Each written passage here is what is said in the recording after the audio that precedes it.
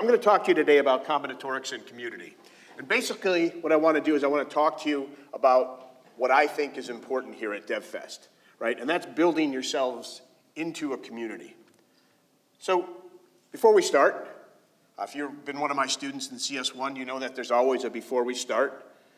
Before we start, what's the difference between a piano and a fish?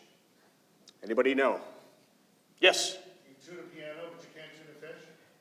You can tune a piano, but you can't tune a fish. Okay. And if we were in class, all of you that laughed would get an A, and those of you that didn't, well, you're going to have to earn it. We're at DevFest today, and you know, you've seen this slide. They do a really great job here. 2-day multi-track conference filled with innovative workshops, inspiring talks, and networking opportunities. And hopefully this is an inspiring talk. We're going to do our best. But what I'm really interested in is I want you to start considering the networking opportunities.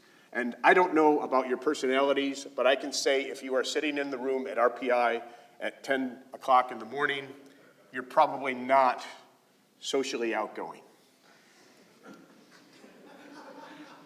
Because you're here. So this is our social.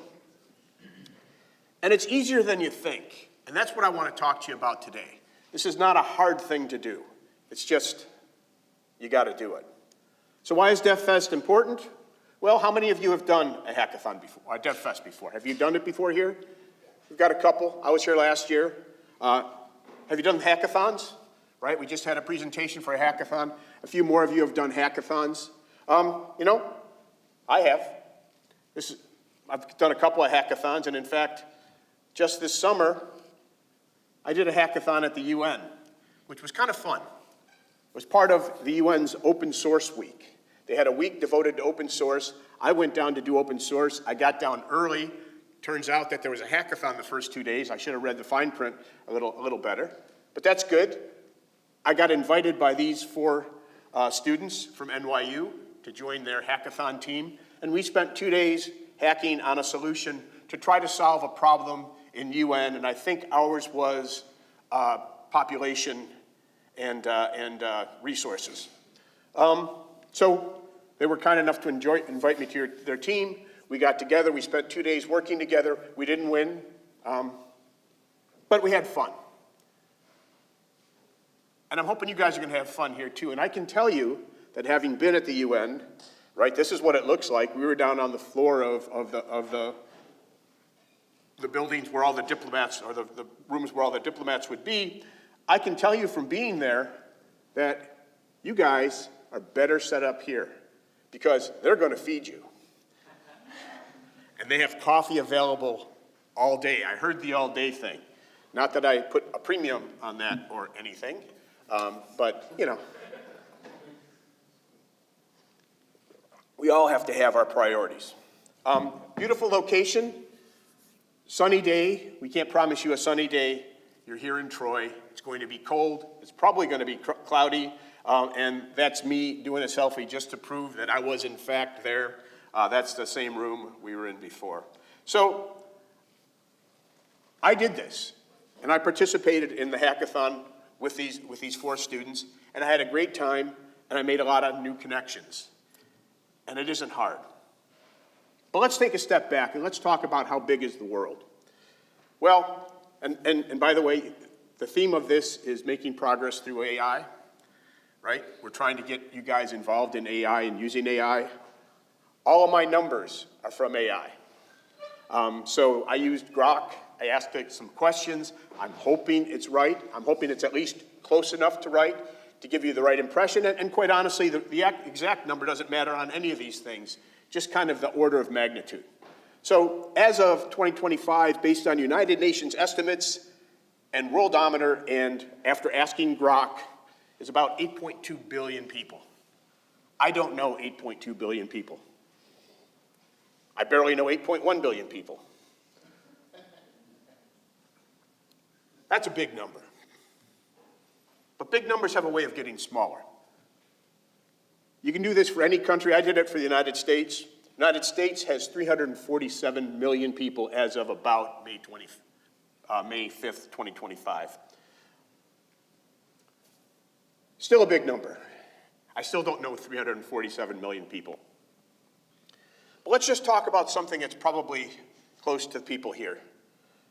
If you look at college graduates, that's about 38% of the US population, right? And you guys aren't quite there yet. These are old people, 25 years and older, but some of you are. So 37.7% of the US population, age 25 and older, has a bachelor's degree or higher. Now we're down from 8.2 billion, we're down to 104 million. Okay? So we're getting smaller. Things are decreasing, and they're decreasing fast. And all we're doing is we're selecting the community that we want to examine.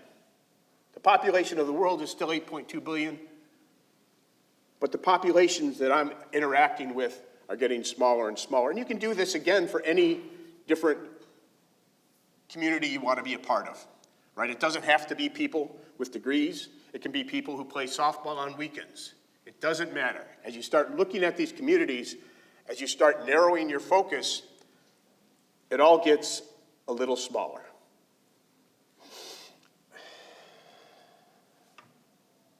Okay. 8 billion people in the world, 8.2. Population with degrees, population of the US, population with degrees. Our slivers are getting narrow. Okay, forget that. We'll talk about that again later. Let's do a little probability. You guys love probability, right? Everybody in the world, mathematics in the morning, right? First thing you do, you get up, you write a few formulas down, because you never know, it might be right, right? Do a little probability exercise. We'll keep it simple. You go to a party, we're going to look for a specific kind of connection.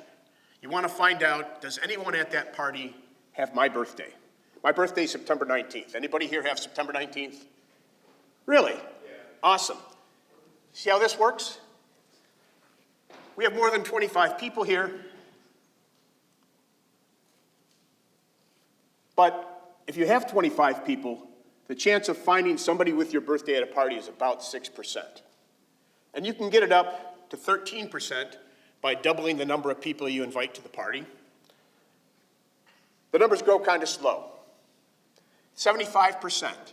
3 out of 4 times you go to a party, there's somebody there that has your birthday, you need 500 people. 99%, 1,532 people have to be at that party. But if there are, you're almost guaranteed that you're going to find somebody with your birthday.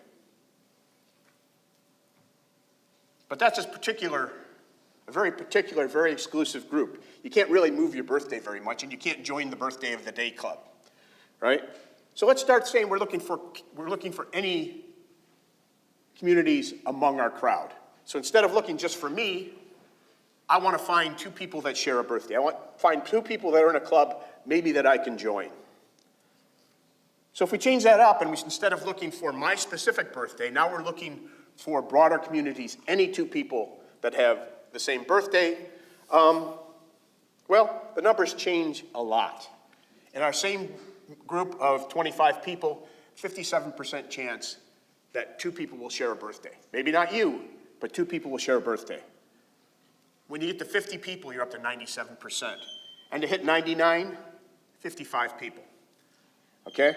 So we've changed the numbers up a lot. By the way, if you invite 366 people, you're 100% guaranteed. Unless it's a leap year, which happens.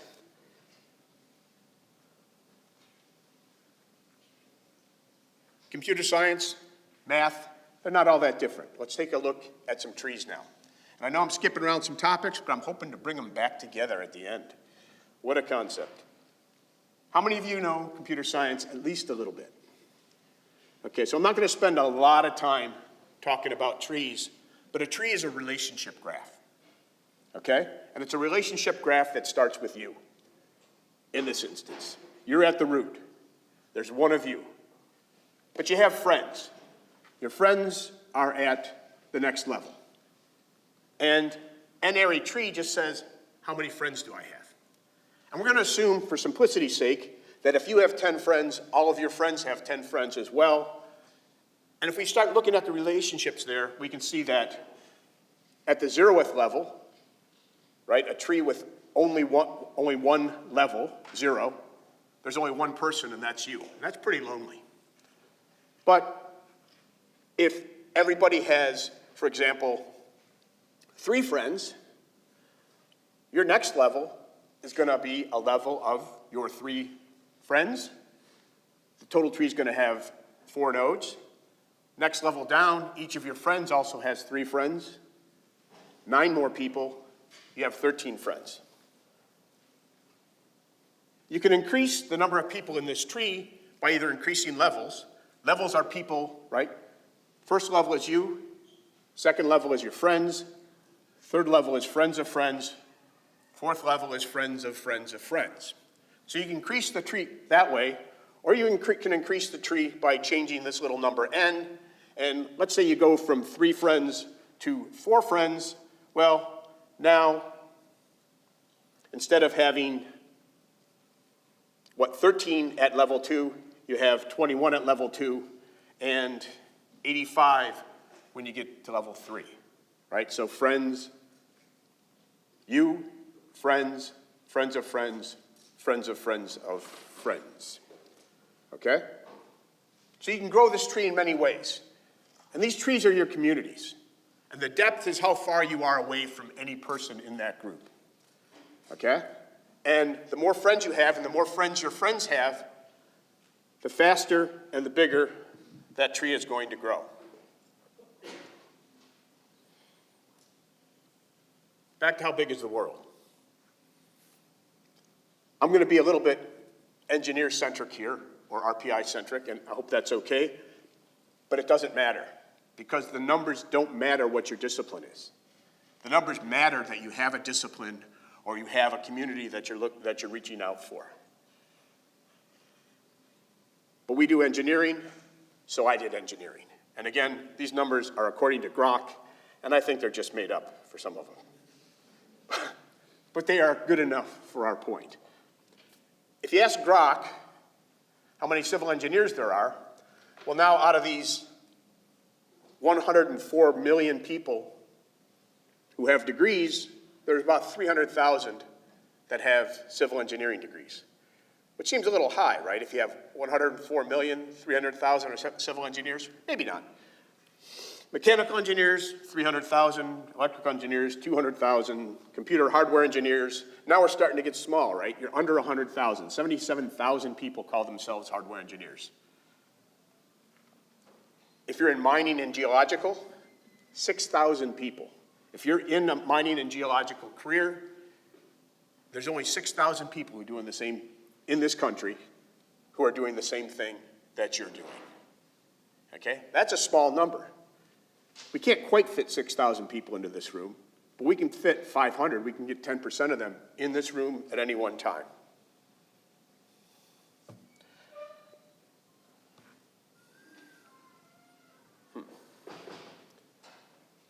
Yeah. Well, you all are fine, but I'm me. I know my field a little bit better, and I want to illustrate just how small these things can get and how quickly they can get small. CS is actually a very big community. There is, if you read through here, I put all the notes from Grok. I just grabbed the whole paragraph because I thought it kind of illustrated the point, and because it allowed me to use AI and kind of meet the whole definition of what I was asked to talk about. We graduate about 65,000 people a year with a CS degree. And the numbers get fuzzy, because it depends what you want to call CS. Do you want to call computer and information sciences degrees in 2022? Yeah, I think we should be including them. So let's be broad on this, and we'll say that there's probably over 2 million people in the United States right now with a degree in computer science or a related degree. That's a big number still. It's not 104 million, but it's still 2 million. But in my career, I stumbled into doing computer vision research. Well, the fact that I was doing research to begin with, that brings us down to about 5,000 people. Most people aren't doing research, they're doing implementation or development. And those communities also get small. But research, about 5,000 Now that's a very strict definition, so I'm not going to pay too much attention to that. I'm kind of throw that away. I'm going to look more broadly at computer vision scientists. 10 to 20,000 with the narrow definition, 30 to 50,000 with a broader definition. If you want to bring in people doing hardware as well as software, we're up at 30 to 50,000. But if we want to be narrow, 10 to 20,000. Now, what I was doing with my computer vision research was I was actually not looking at pictures. I was looking at CT scans and MRIs, and I was looking for cancers. Most of the time, I was looking for lung cancers. So let's look at one more refinement of our community, people who were doing computer vision research in lung cancers, and now we're either 500 to 2,000 or 1,000 to 4,000, depending on whether you want to keep those pesky hardware people in it. And I do. So let's say 1,000 to 4,000 people, okay? So in my field, which I thought was eminently broad and everybody was working in this because everybody I saw was working in it, right? There are only 1,000 to 4,000 people working in that field. That's small, right? At least in the United States. There were people in other countries. We met them as well. We could have another community that's all the lung cancer researchers in the world would be a broader community. It'd be bigger. But it's not going to be orders of magnitude bigger, right? So now the community that I'm interested in my work was 1,000 to 4,000 people. There, see the nice, beautiful graph of the people working on lung cancer in the world? All of those many 1,000 to 4,000 people? You can't even see it on the graph. The line's too small.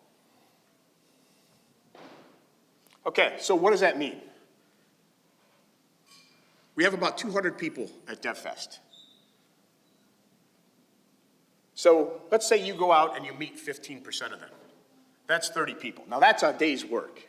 Meeting 30 people would be a day's work, but that's okay. This is just for illustration. You're the root. You're one person.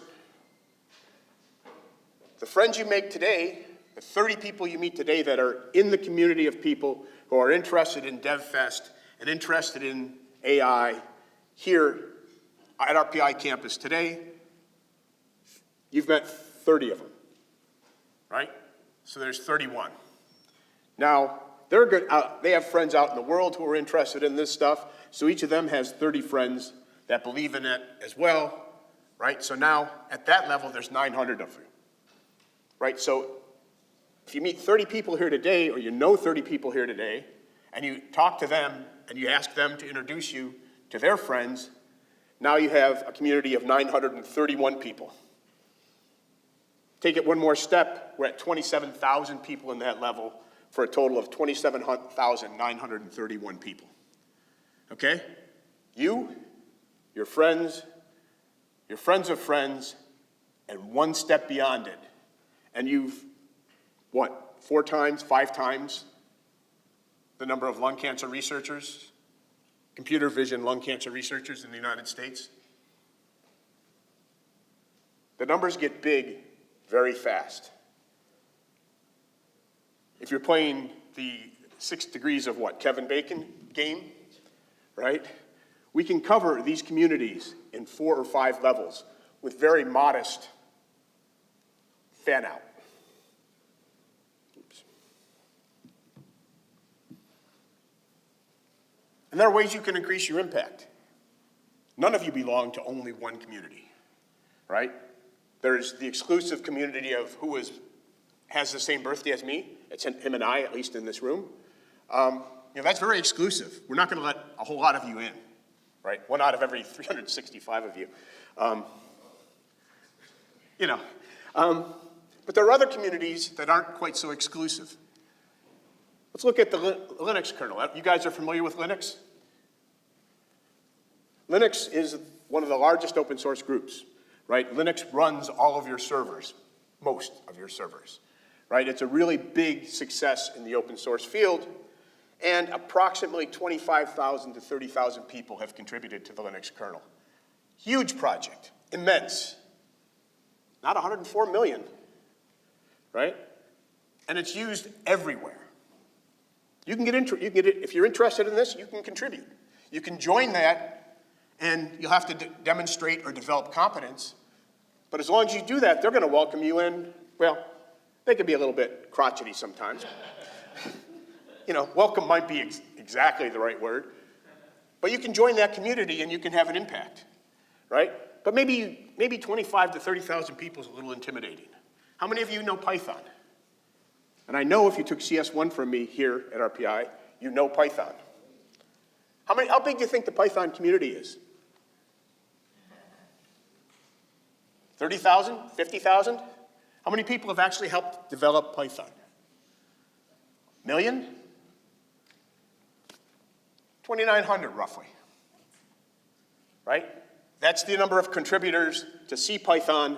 I derived it from the contributor list in the Python code repository using Grok. Got to throw that caveat in there, right? So it could be completely wrong. Maybe it is like 9 million people did it. But I think it's 2,900, okay? You can capture that, right? You could contribute to that. You guys familiar with Kitware? I worked for Kitware for a number of years. That's one of the places I was doing lung cancer. They're an open source company. They maintain CMake. I didn't do this on CMake.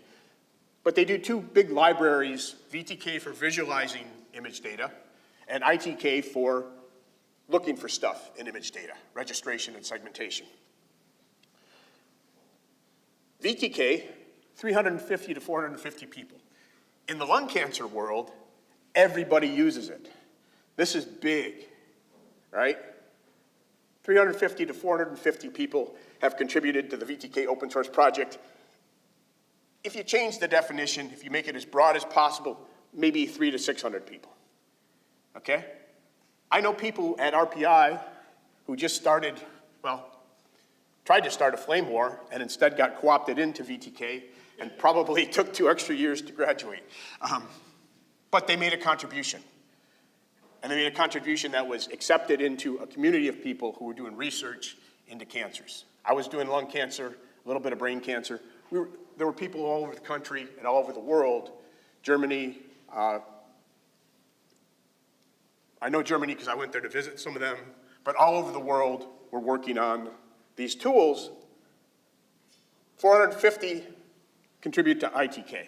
And that one I derived myself by cloning the repository and looking.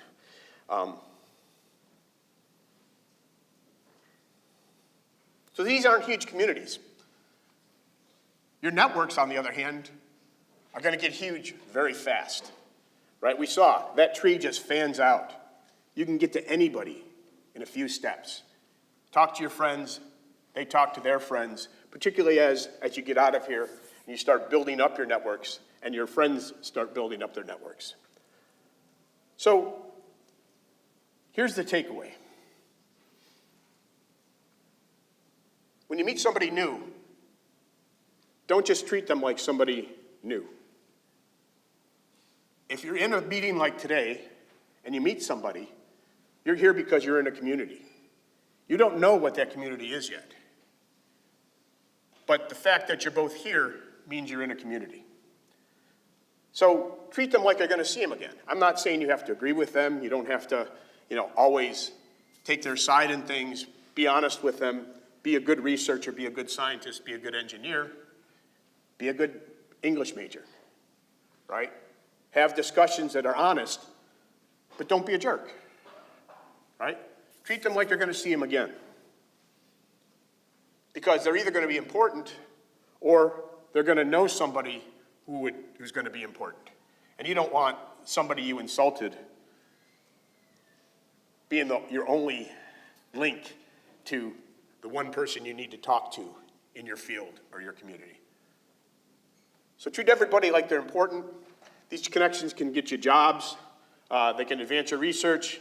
And our communities are small, so you're only 1 or 2 steps from anybody in your industry. So, I have an assignment. I always have an assignment that every class has to end with some kind of assignments here. We've got a lot of people here. We have professors. I recognize some people that I went to college with. Students, professors, experts, you're all here today. So everybody needs to take the time to meet 10 new people. Who are they? Why are they here? What area of DevFest are they most interested in? Just take a minute. It's only going to take, it's 3 questions. Talk to people, exchange some information. If you hit it off, take 20 minutes. But then go on and find somebody else. And I'm going to start it off. What were the questions? Who are you? This is me. I'm a professor of practice here. I call myself a specialist in large courses, but what I teach are things like CS1, operating systems, and I'm the director of ARCOS, which has become a large course in and of itself, 300 to 400 students a semester. I'm here at DevFest, well, 1, because I was asked, 2, because it's actually fun. It's a really great opportunity, but 3, I believe that this is the way we need to operate. We need to be in a cooperative environment. We need to consider the fact that we're in hundreds of communities, and let's build up our networks of communities, and that's how real progress gets made.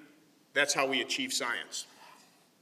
So if you click that, by the way, or you follow that, that'll take you to LinkedIn. I'll be everybody's first contact. I should have put 11 on the previous slide, made you do 10 more. But if you tell me that you're here, just say I'm at DevFest, I will link with you.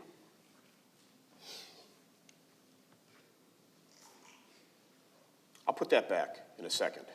I want to get to this last slide. I told you I went to the UN Open Source Week, and I told you that communities are important. The lemma, or the derived result from these networks, are sometimes you're building networks, but more often you're going to be using your networks. I went to the UN, 800 people, 74 countries. I went just off the top of my head. I had something to do there with a group that I'm associated with. I'm standing in line to get into the UN, and I hear, Professor Turner. This is one of my students. She's now working in New York City. She's working in cyber research and open source, and she was going to the same conference. No coordination, nothing. And that actually turns out to be the norm. You go places you don't expect to see people, and you start seeing them. And the more you can do that, the more people you can talk to, the bigger you can make your networks. And it's not hard. Talk to 10 people today you don't know. That's all you need. Well, 9 now. That's all you need to do. Your networks are actually going to grow. I'll throw that back up. I do have a last slide. The last slide says, congratulations. You're ready to start. So we'll just go back up to there if anybody needs it. John?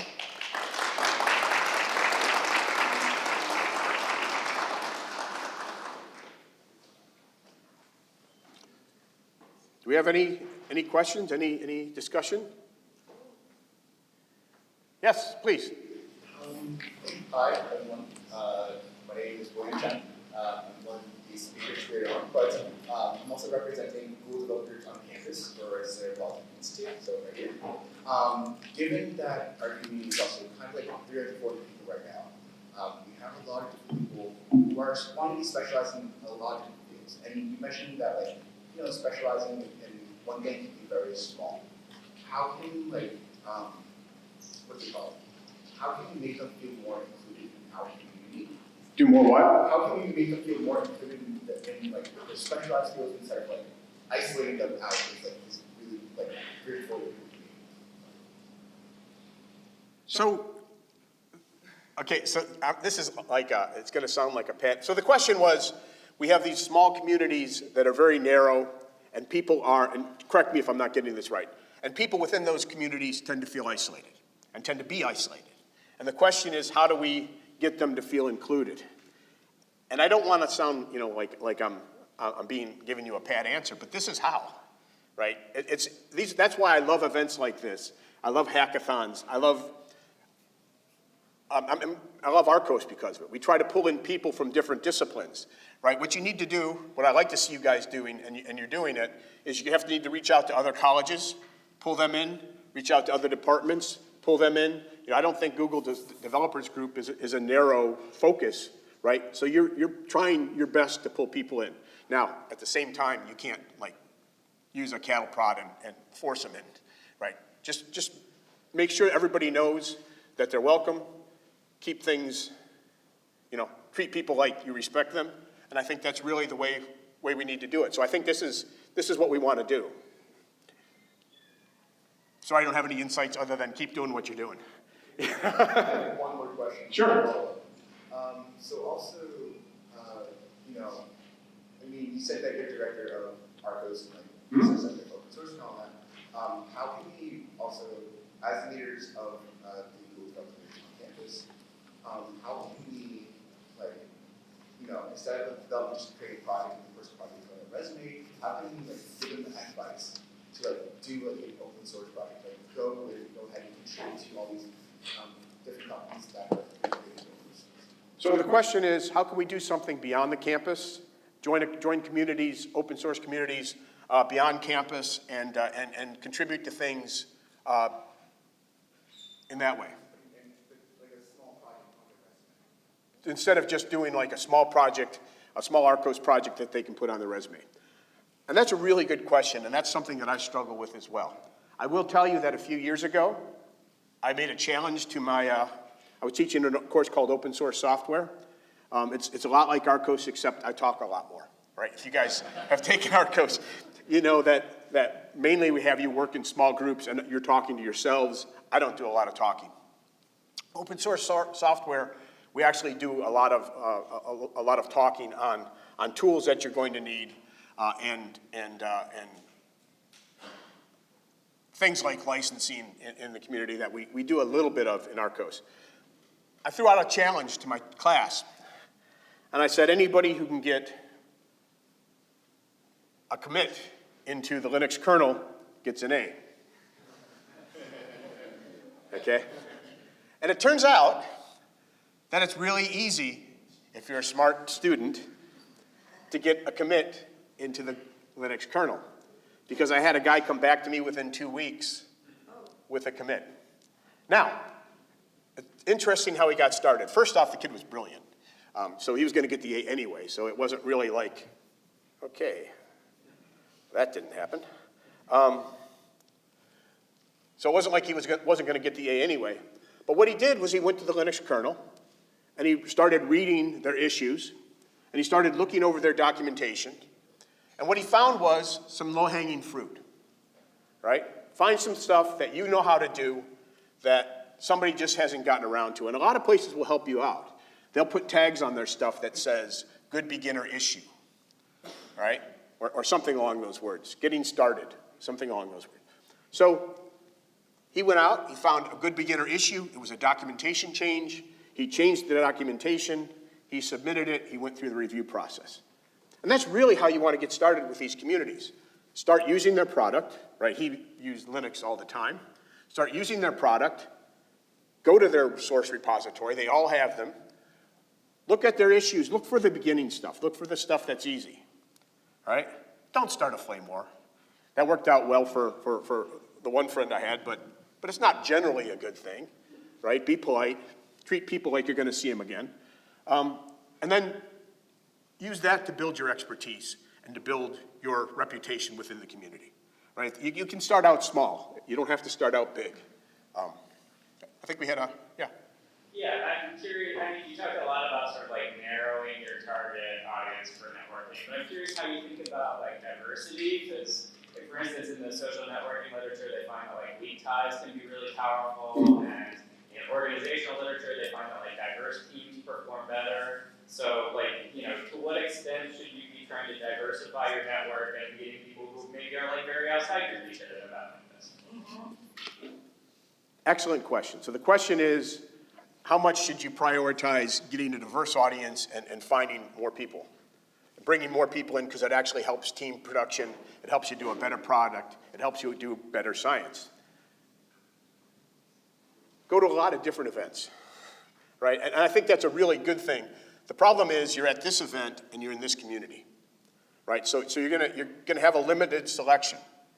But that doesn't mean this should be your only community, right?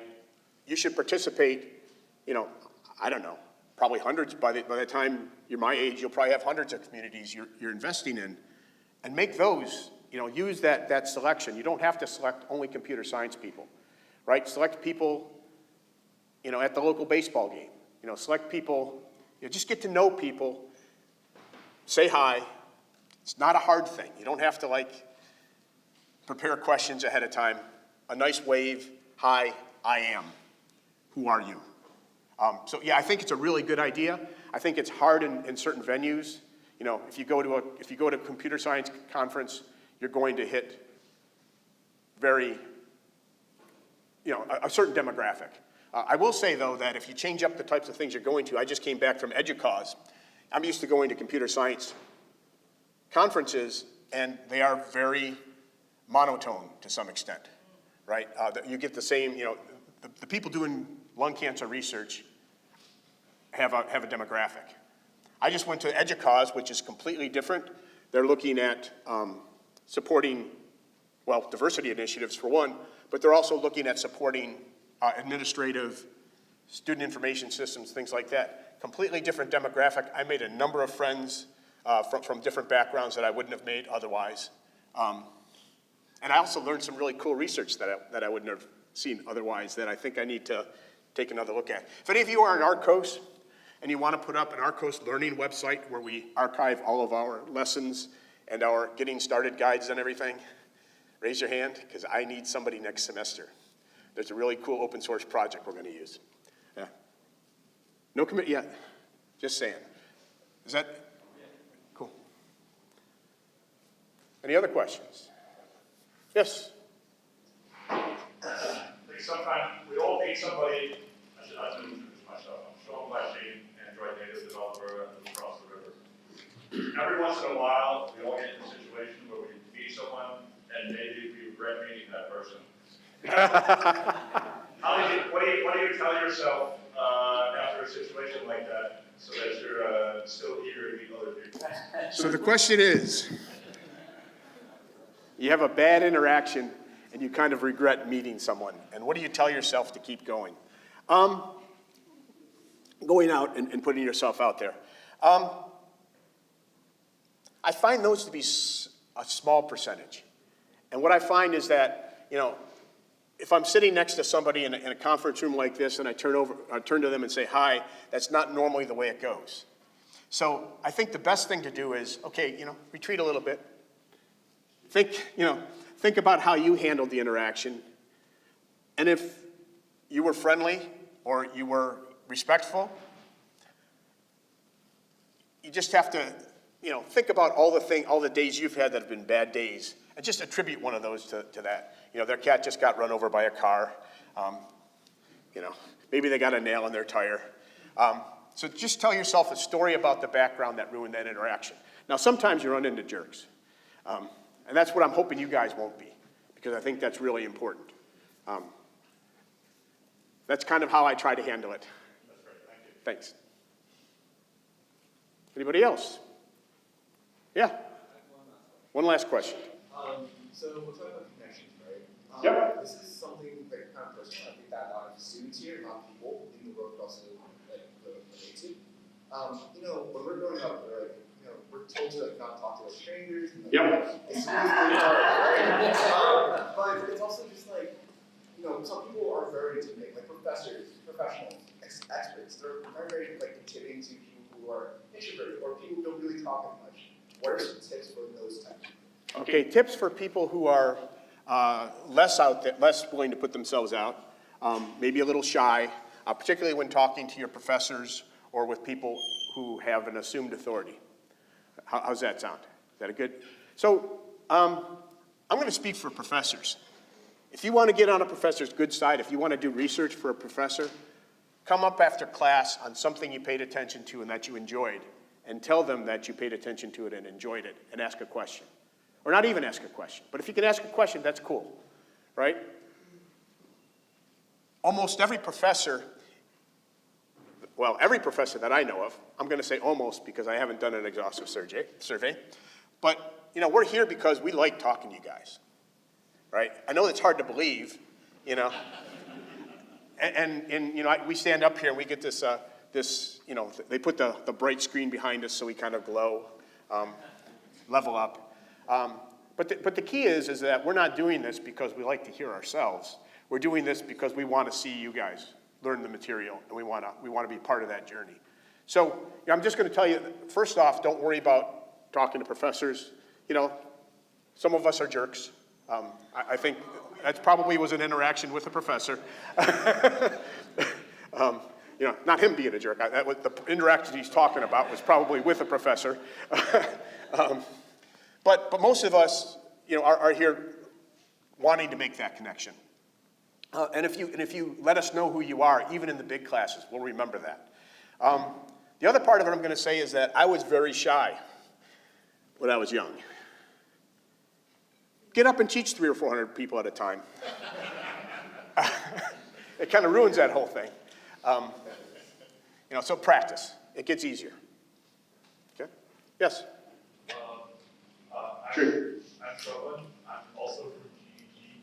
And my question was, it's two-parted, but one is, let's say that there's someone you want to meet and they're in that second or third layer, like, of the tree. How do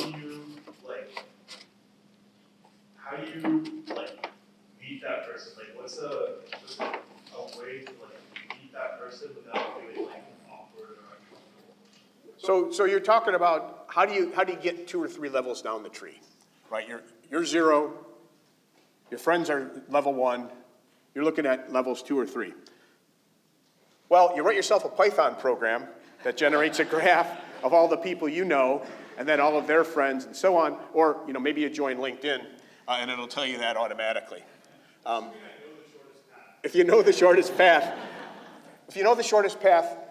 reach out to 2 or 3 of your friends, or at that first level, if you can. If you don't, find what community, and ask them for an introduction. I've made a lot of introductions for students over the years to people that, have jobs available, or, that are working in areas, doing research in areas that they're interested in. And I'm always happy to do that. But let's say you can't do that for some reason. You don't have that connection. The other thing you can do is look at the communities they're in and do a little bit of research about the community. If you cold call me, it might get funneled into spam. I don't know. I might not be interested, and I ignore it for a while. But if you come to me and you say, Professor Turner, I see you, we're working in VTK, I'm really interested in VTK, and I have these questions, would you be willing to talk to me or put me into contact with somebody? 90% of the time I'm going to respond. The 10% of the time is I missed the message because I was buried in spam. But I think that's the right way to do it. If you can make that connection, if you get an introduction from your level, that's beautiful. That's real easy. Anybody in my network that contacts me that says, hey, I've got this student or this person I want you to talk to, that automatically percolates up to the top. But the other way to do it is to find the commonality. It doesn't have to, you don't need to write me an essay. Give me a few sentences, a paragraph on what you're interested in, and you're probably going to get a response. And I can't speak for everybody. It's a numbers game. Everything's a numbers game, as you guys can see. But it's a good way to go about it, and it's very respectful. And I think I'm getting the wrap it up sign. So thank you very much. I'm going to go down to my last slide. Go out, build your communities. I'll be checking LinkedIn today.